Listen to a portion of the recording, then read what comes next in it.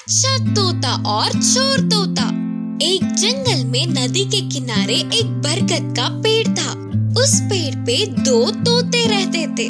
वे पूरे दिन भोजन के लिए जंगल में घूमते थे।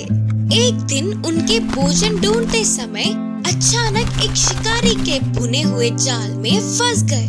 उसके बाद उन तोतों को शिकारी ने एक को साधु को दिया तो दूसरे को चोर के हाथों में सौंपा। वह साधु ने उसे अच्छा तोता करके नाम दिया। नदी के किनारे के आश्रम में ही उसे पालते हुए उसे अच्छे सीख और स्वभाव सिखाने लगे। वह चोर ने अपने तोते को चोर तोता करके नाम दिया। उसे पिंजरे में कैद करके देखभाल करता था। अच्छे तोते ने साधु के आश्रम में अच्छे सबक सीखी। शाकाहारी भोजन खाकर अतिथि सत्कार करना देख के अच्छी स्वभाव की आदत डालकर घर आए हुए लोगों को अपने अच्छे बातों से एकदम खुश कर देती थी।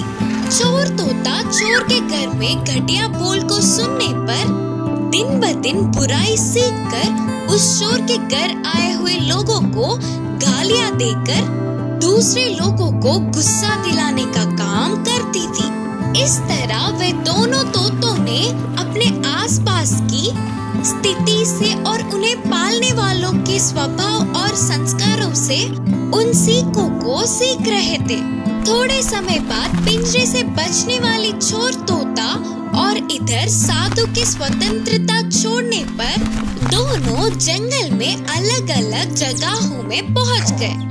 अच्छा तोता आम के पेड़ पे और बुरा तोता बरगद के पेड़ पे घोंसला बनाकर रहने लगे। एक बार एक व्यक्ति उस रास्ते में से गुजरते हुए धूप से थक के बुरे तोते के रहने वाले बरगद के पेड़ के नीचे लेट गया। उसे देखते ही उस बुरे तोते ने बाकी के पक्षियों से कहा, वह कोई व्यक्ति यहाँ आया है, उसे चुबा कर हमला करेंगे, चलो। बोलते हुए सभी पक्षियों को ले गई। इससे वह व्यक्ति उनकी हलचल को पहचान कर डर के उधर से भाग गया। उसके बाद अच्छे तोते के रहने वाले आम के पेड़ के पास आया। उस व्यक्ति को देख अच्छे तोते ने बाकी के पक्षियों से कहा, कोई व्यक्ति धूप के कारण थक के आराम करने के लिए हमारे पेड़ के नीचे आया है। उनकी स्वागत करके फलों को ले जाकर उन्हें भोजन के रूप में देंगे, चलो। करके तोते के बोलने पर वह व्यक्ति खुश हुआ, साथ ही चौंक गया। बिल्कुल इसी तोते की तरह होने वाली चोर तोते के स्वभाव के बारे में उससे कहा और अच्छे तोते के द्वारा वह व्यक्ति पूरी बात जान गया। उसके बाद उस व्यक्ति के पीछे जाकर अच्छा तोता अपने भाई तोते से मिला। इस कहानी की नीति है कि अच्छी दोस्ती से अच्छी स्वभाव का आदत होती है। मगरमच्छ के आंसू। एक जंगल में एक बड़ी सी नदी थी। उस नदी में एक मगरमच्छ घूमता रहता था। उधर पानी पीने आए हुए हर एक जानवर को वह मगरमच्छ पकड़कर पानी के अंदर ले जाता था। ऐसे उस मगरमच्छ के बारे में सबको पता चल जाने पर उधर कोई भी नहीं आता था। तब से वह मगरमच्छ कब कौन हाथ आएगा, उसका भोजन कौन बनेगा करके इंतजार कर रहा था। एक दिन यह सब कुछ पता न होने पर एक हिरन नदी के पास आकर धीमे धीमे पानी पीने लगी। हिरन को देखने वाला मगरमच्छ उसे किसी भी तरह खाने का निर्णय करके पानी में डूबकर धीरे से हिरन के पास आकर अचानक से उसके पैर पकड़ ली। हिरन के लिए यह घटना अचानक घटने पर उसे कुछ भी समझ नहीं आया। तुरंत उस सदमे से बाहर आकर रोना या चिल्लाना छोड़कर हंसने लगी। तो मगरमच्छ ने पूछा, पागल हिरन, मरते मरते क्यों हंस रही हो? मगरमच्छ मामू, पागल मैं नहीं बल्कि तुम हो। तुम मेरे पैर समझ के एक लकड़ी को पकड़कर चबाने जा रहे हो। बोलकर फिर से हंसने लगी। हिरन के ऐसे हंसने पर मगरमच्छ के घमंड को ठेस पहुंचा और उसने हिरन के पैरों को छोड़ दिया। किनारे पर पहुंचने वाली हिरन बार बार बच गई करके चैन की सांस ली और उधर से भागने लगी। देखो तो वहाँ कोई भी लकड़ी के ना होने पर हिरन उसको बेवकूफ बनाकर चली गई करके मगरमच्छ को बहुत गुस्सा आया। ऊपर से स्वादिष्ट भोजन थोड़े में हाथों से फिसल के जाने पर बहुत दुखी हुआ। अगले दिन नदी के पास पानी पीने एक लोमड़ी आई। बात ये था कि लोमड़ी और मगरमच्छ अच्छे दोस्त थे। मगरमच्छ को ऐसे दुखी देखकर लोमड़ी ने पूछा, क्या हुआ दोस्त, दुखी लग रहे हो, हुआ क्या है?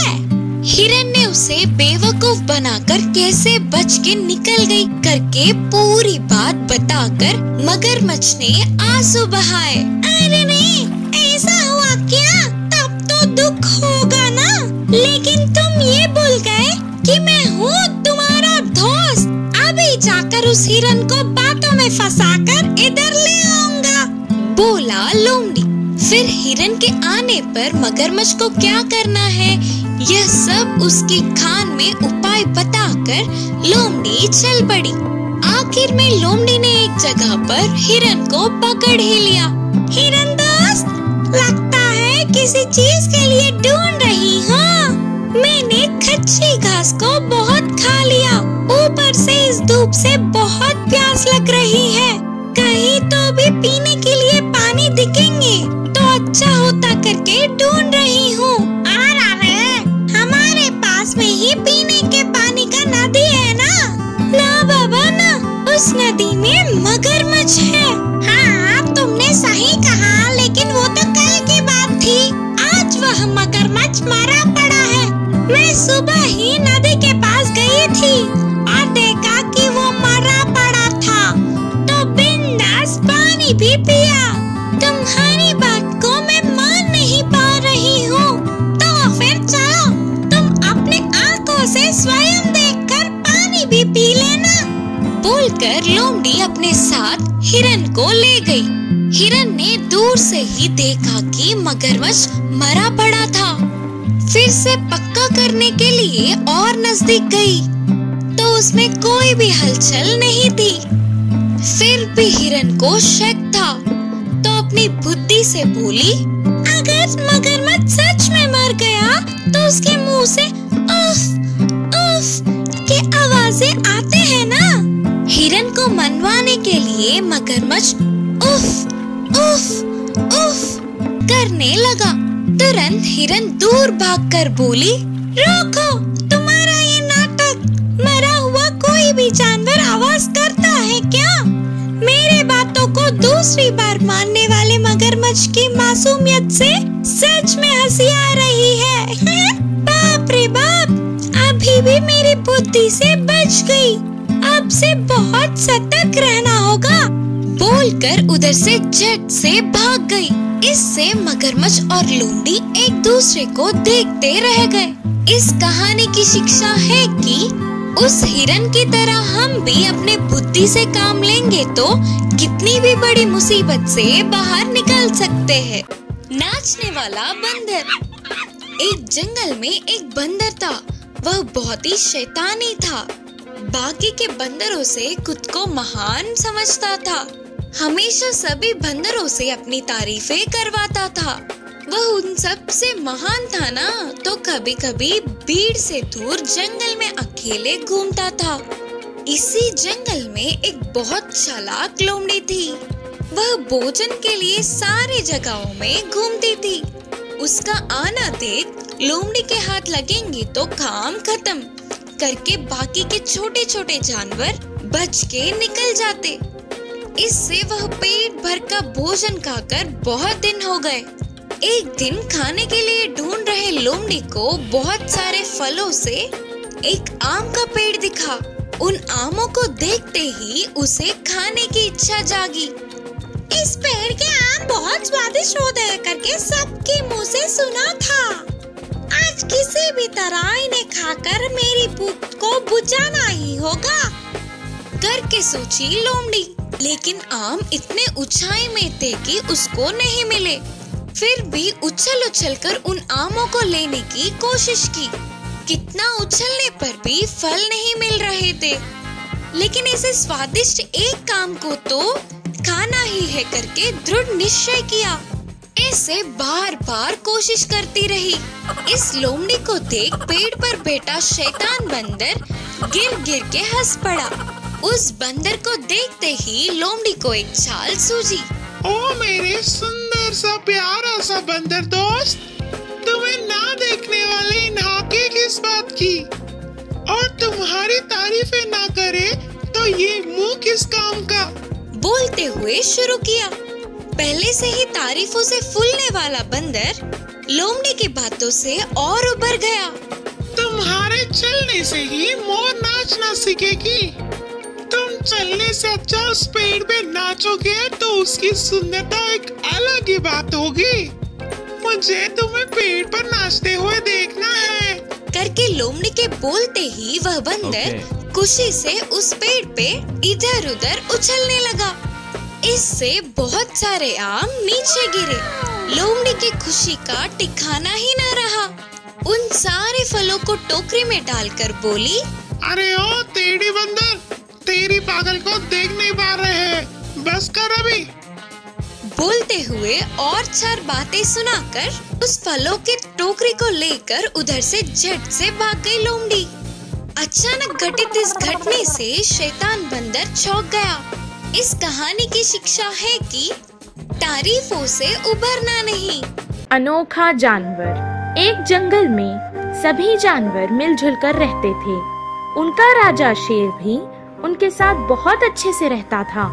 कुछ दिन से वहाँ बारिश ना होने के कारण सारा जंगल सूखा पड़ गया था। जंगल का सारा पानी खत्म हो गया था, जिससे सारे पेड़ भी सूख गए थे और जानवर भी प्यास से तड़पने लगे थे।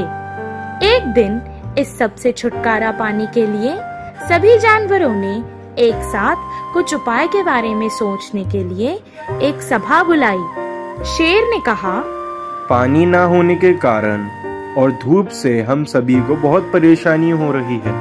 प्यास से हम सबकी जान जा रही है। क्या किसी के पास कोई उपाय है?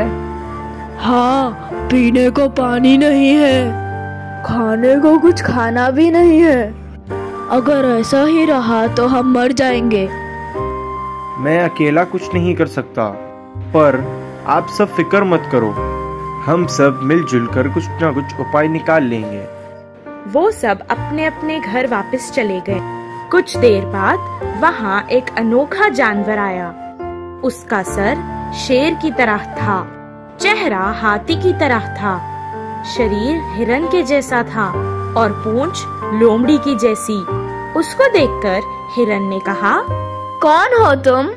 आज तक तुम जैसे जानवर को इस जंगल में कभी नहीं देखा। हमारे जंगल में क्या कर रहे हो? पहले ही हमारे पास पीने को पानी नहीं है, ऊपर से तुम आ गए यहाँ रहने। चले जाओ यहाँ से, तुम यहाँ नहीं रह सकते। मैं यहाँ तुम सबकी परेशानी दूर करने आया हूँ। ये सारी बातें जब लोमड़ी ने सुनी तो उसने कहा, हाँ, तो तुम हमारी परेशानी को दूर करोगे? कौन हो तुम, भगवान?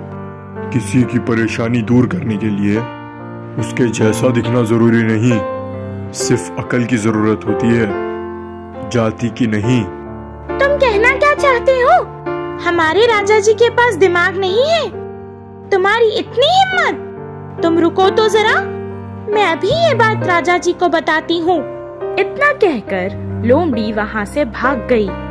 अनोखा जानवर तुरंत पास के एक बड़े से जंगल की नदी के पास गया और वहाँ से एक छोटी सी नदी उस सूखे जंगल की ओर ले आया, जिससे सूखा जंगल अब पानी के कारण वापस हरा भरा हो गया।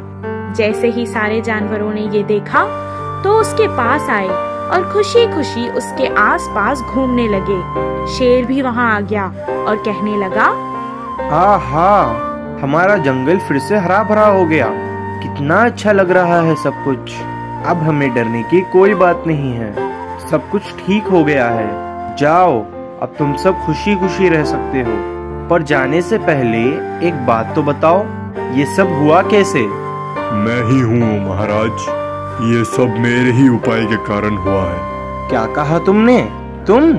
पर तुम हो कौन और यहाँ क्या कर रहे हो?